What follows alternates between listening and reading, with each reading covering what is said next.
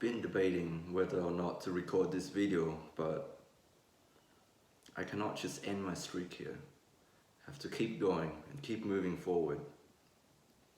And I understand that there will be hard days, days in which I don't feel the best.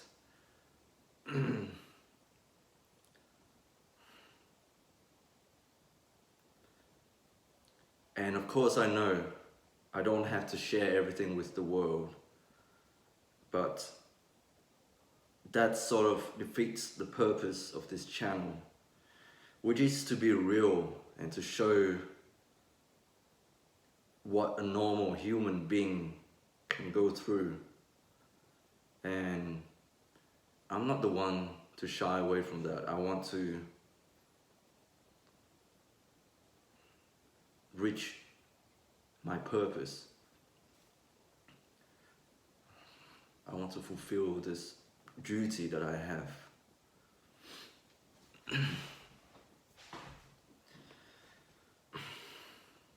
It shouldn't be such a big deal, but I cannot help it. It's a big deal to me. By now you're probably wondering what the fuck am I talking about. I'm actually pretty upset, to be honest, and disturbed.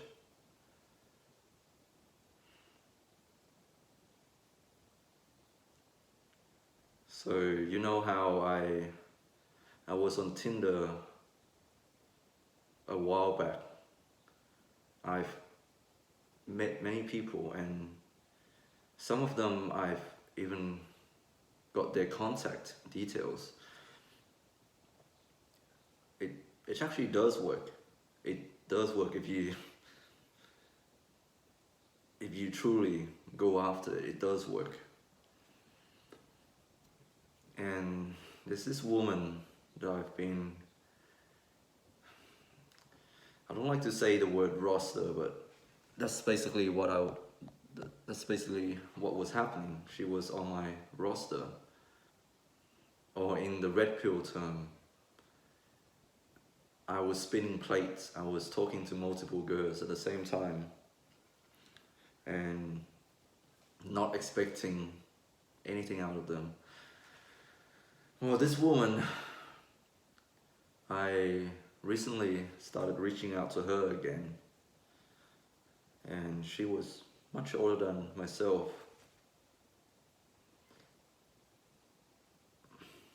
I just feel uncomfortable talking about this because I know I have done the wrong thing. I know I have taken advantage of her, and it doesn't sit well with my conscience. And it's already happened, but it hurts me, man.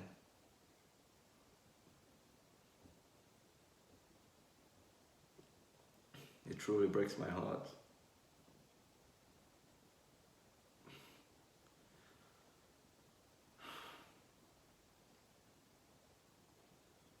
It breaks my heart, not because of her situation, but because I preyed upon that insecurity of hers, and I've taken advantage of her, and that's why I'm deeply troubled by this, I guess. So I'll tell you what happened. Recently I got back in contact with this woman, and today I just randomly asked her if she wanted to go for a swim, to which she agreed. And we went to this usual swimming spot that I normally go to with my friends. And when I came to pick her up, she was basically couch surfing at this guy's place. It looks run down. There was no bedding, just trash over the place. And I already figured what the fuck am I getting myself into?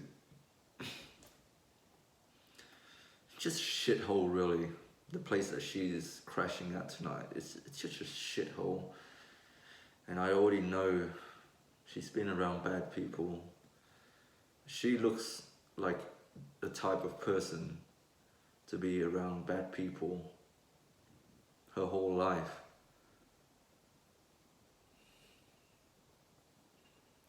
And I don't know why it is with me that I decided to contact this girl again and try to get in contact with her.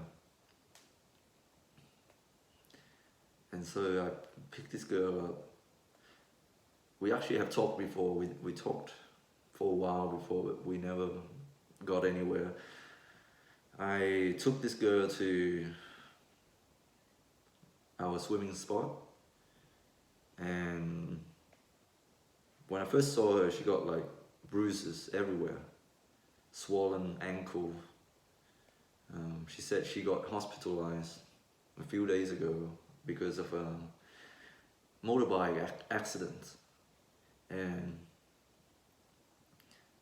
yeah, that's why she got all bruised up. And then on the drive there, we started talking about the deeper stuff. I realized the only thing that bonded us together, that got us talking in the first place, was our traumas. She was fucked up.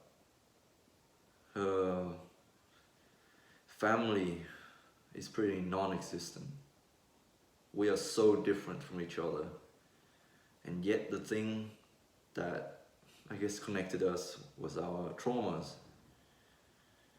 She started using drugs at a young age because of being abused. She got taken advantage of by her own friends. Apparently, there's a video of her out there somewhere. I shouldn't be talking about this, but that's all I gotta say. She's been abused, and she was with a guy for 10 years, and they broke up not long ago. And this is why I'm feeling very uncomfortable and very ashamed to be sharing this. I hit her up because I know she broke up with her partner.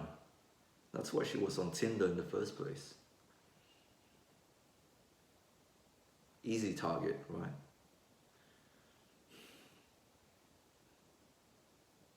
I feel like such an asshole for using her. We ended up going back to my place, and after a while talking, watching music video on YouTube, she started crying, and then told me about how her family basically doesn't care about her. She has nowhere to stay, and the only thing that's keeping her alive pretty much is her dogs and her brothers, little brothers. And I don't know, that pulled something in my heart that made me shed a tear or two. I was overwhelmed with pity, but next thing I knew, we were in the bedroom. We were making out and started saying all these things about having family, having children, raising them up to not be as fucked up as herself. We had sex and I lose my virginity, but that's not the main point of the story. I'm still very I don't know, I feel so wrong, I feel so dirty for taking advantage of this vulnerable girl. And I'm sure I am not her first partner. Like, she's a lot older than me. She's a lot more damaged than I am. I don't know, man. Like, I just feel so wrong. It was consensual, but it just feels so wrong to me. Like, I am promising things that I know I cannot keep my promise to her. I'm not gonna date this girl. I don't see a future with this woman. We're not gonna have kids together. We're so different, and I guess we all make mistakes, and I shouldn't beat myself too hard. I know it's wrong. It's definitely wrong. Definitely wrong. It's my conscience telling me I'm using and abusing her. She's vulnerable. I don't care if she's older than me. I'm still using her. I'm promising things that I know I cannot fulfill. I don't know, man. I guess it's best for me to just break away from this woman. And this is one of the few times in which I would advocate for ghosting someone. It's just too hard. And I cannot forgive myself knowing that she shared her deepest, most vulnerable aspects of her life, the time when she got abused. And I can tell it was genuine. I don't know, man, it doesn't sit well with me at all. It's just one of those bad days, man.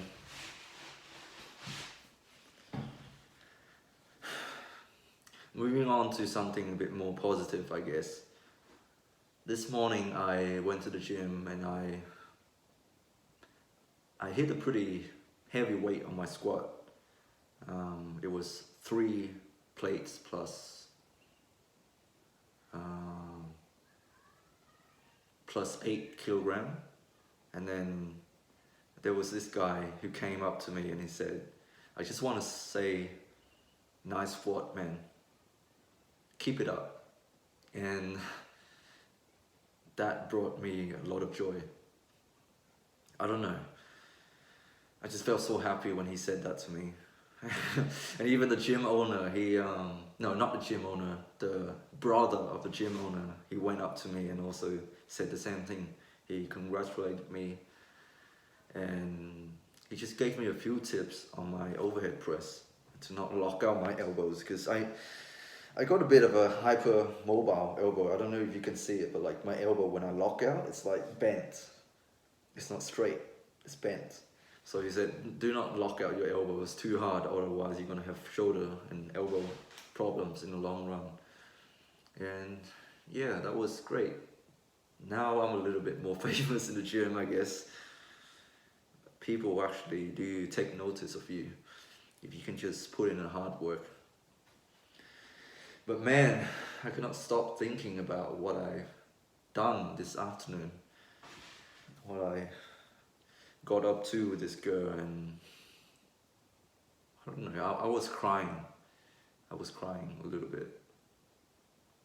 It's a weird combination when you cry, when you start to become vulnerable in front of a girl, and then she also cried, and we bonded through traumas. I told her about my suicide attempts as well, so it's not like she just emptied everything on me. I also shared my story, and we had sex. I cannot say it wasn't enjoyable, but I just feel so dirty, so wrong, so evil for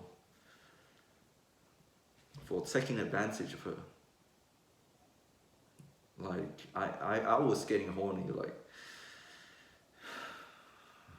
we got into the bedroom, and yeah, the next thing I know, we were just It was my first time as well, but like it's not that bad to be honest. But it was not what I was expecting. Like if this is sex, it is not what I was expecting at all. It's not. It's nothing magical. I don't know, man. I guess I'll just go out and clear my head. It's been a full-on day, man. Yeah, I better stop recording before I start crying. Otherwise, that will be a really bad look for me. If you're still watching, I hope you're doing well, and just God bless, man. Stay strong. Even even during these days, even during your darkest moments in life, you gotta stay strong. Keep going.